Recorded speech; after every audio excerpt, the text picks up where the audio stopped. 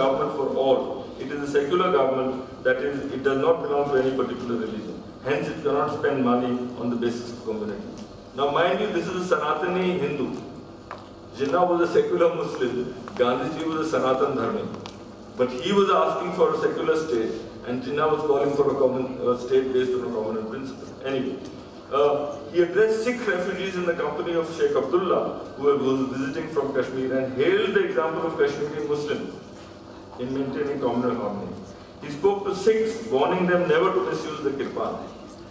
The day he ended his fast was Guru Gobind Singh's birthday, and Gandhi sent a message to Sikhs congratulating them for their victory over anger and ending with the slogan Vaheguru Ji Ki Fateh.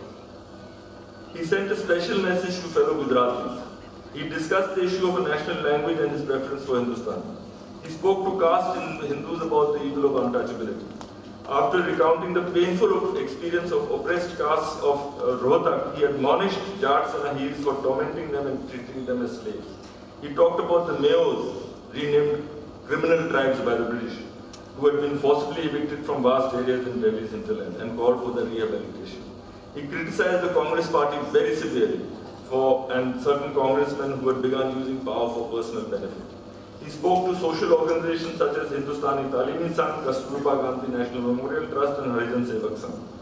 He spoke about the individual, he spoke about the community, he spoke about philosophical ideas, religion, and the concept of Ahimsa. And most of all, he spoke words of comfort to refugees, crazed by grief, listening calmly to their abuses and even hatred. Let Gandhi die were the slogans raised by some people while he was on fast. After the fast, he continued the custom of reading from the Quran and from other holy books, and despite the protests, he would continue to do this. He asked everyone to see reason, to give up the ways of Satan, to remember the best part of their tradition.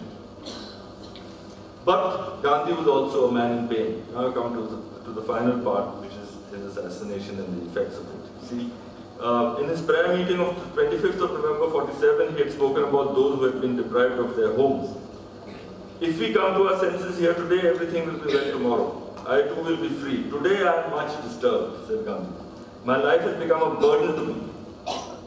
I wonder why I am still here. I could become strong, Delhi were restored to sanity, then I would rush to West Punjab and tell the Muslims who have gone away from here that I have prepared the ground for them and they should come back anytime they want. But today I have become a sort of burden. There was a time when my word was law, but it is no longer so. Anyway, he sensed, as I said, you could read Nandini's essay on this, perhaps he sensed that he was about to die. On the 20th of January, a bomb exploded 75 feet away from his desk at Gandhi Smriti, that is now called Gandhi Smriti, the Birla Bhavan. One person called Madan Lal Pehwa was arrested. 6 other men escaped in a taxi. This was the 5th attempt on his life since 1934. All of them were made by extreme Hindu nationalists. Gandhi was unruffled. Upon being asked by the DIG to agree to additional policemen, he refused, saying that his life was in the hands of God. And that if he had to die, no precautions would save him. He would not agree to any restrictions on entry to his prayer meeting, so people were free to come and go, even assassins.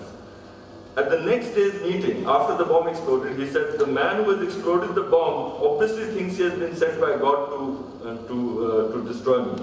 Incidentally, if you read Nathuram Godse's statement to the court, may it please your honor, you'll see that Nathuram Godse actually thought that he is an avatar of Vishnu.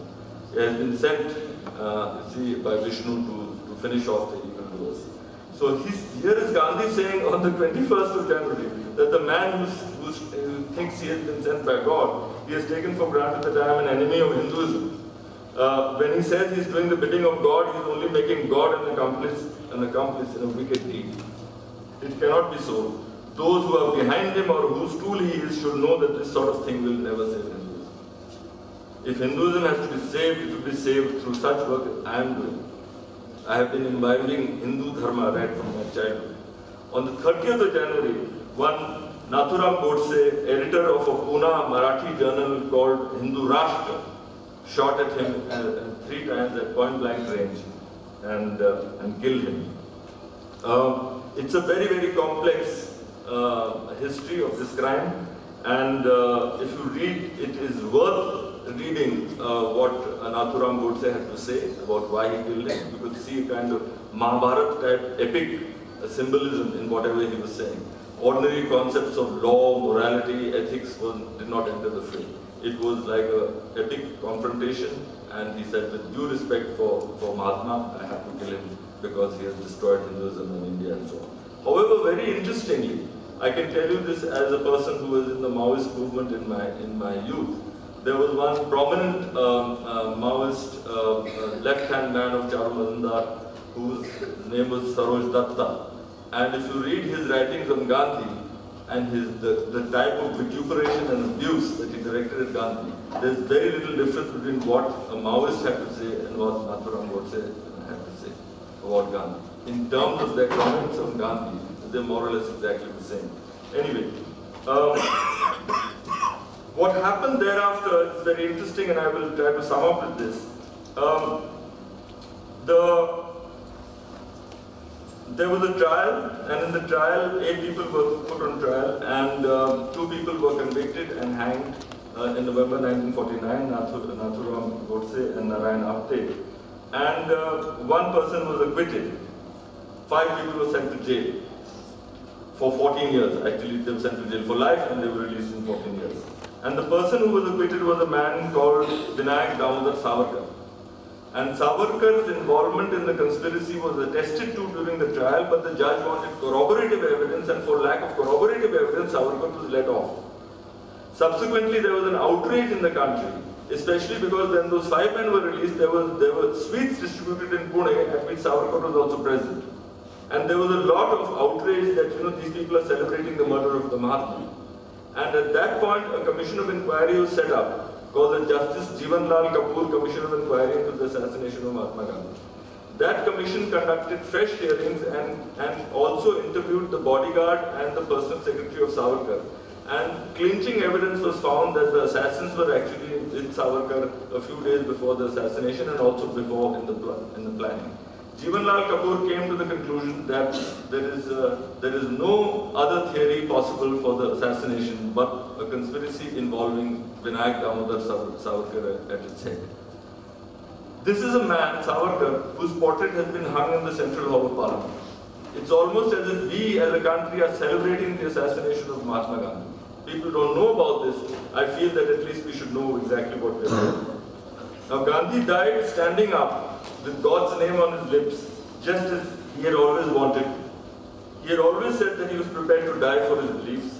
His death could have been prevented. Who can say what would have happened had he been allowed to perform his Padyatra to Pakistan? But it was not to be. In the eyes of too many officials, this is a quote from a biographer of Gandhi called Robert Payne. He was an old man who had outlived his usefulness. He had become expendable by negligence, indifference, deliberate desire on the part of many faceless people. Assassination had been accomplished. It was a new kind of murder, the permissive assassination. And there may be many others in the future. Now, I will conclude with, there's lots more to tell you, but we have limited time. Until the mid-1940s, the cycle of partition-related communal massacres had not begun. In the twilight of British power, certain political groups and leaders had thrown away the chance of accommodation despite the opportunities available. So now I'm talking about the 30s and even early 40s. There was a chance of political accommodation. I'm speaking all these things from the standpoint of the partition of India, which as I began by saying, it still hangs heavy on us. But Gandhi spoke of love and mutual